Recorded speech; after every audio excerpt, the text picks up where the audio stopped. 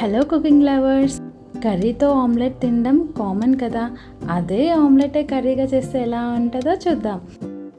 ముందుగా ఎగ్స్ తీసుకొని కారం, ఉప్పు, ధనియాల పొడి, కొద్దిగా అల్లం వెల్లిపాయ పేస్ట్ వేసుకొని మిక్స్ చేసుకోండి.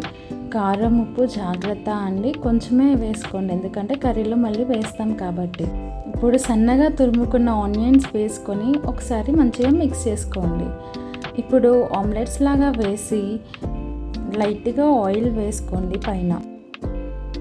మనం మంచిగా మిక్స్ చేసుకుంటే కొంచెం మెత్తగా ఫ్లఫీగా వస్తుంది ఆమ్లెట్ కూడా.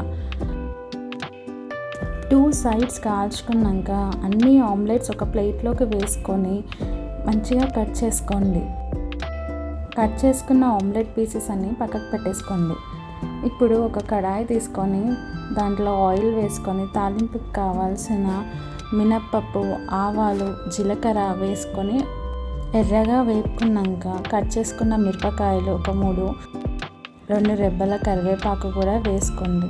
కొంచెం చిటపటలాడాక తరుముకున్న ఆనియన్స్ కూడా వేసుకొని కొద్దిగా ఉప్పు వేసుకొని మంచిగా మిక్స్ చేసుకొని మూత పెట్టేసుకోండి.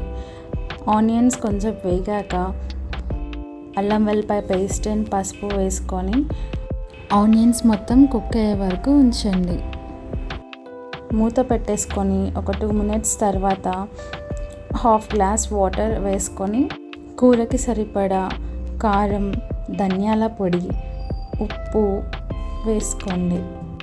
ఆమ్లెట్స్కి ఆల్రెడీ కారం, ఉప్పు ఉంటుంది కాబట్టి కూరలో కొంచెం తక్కువ వేసుకోండి.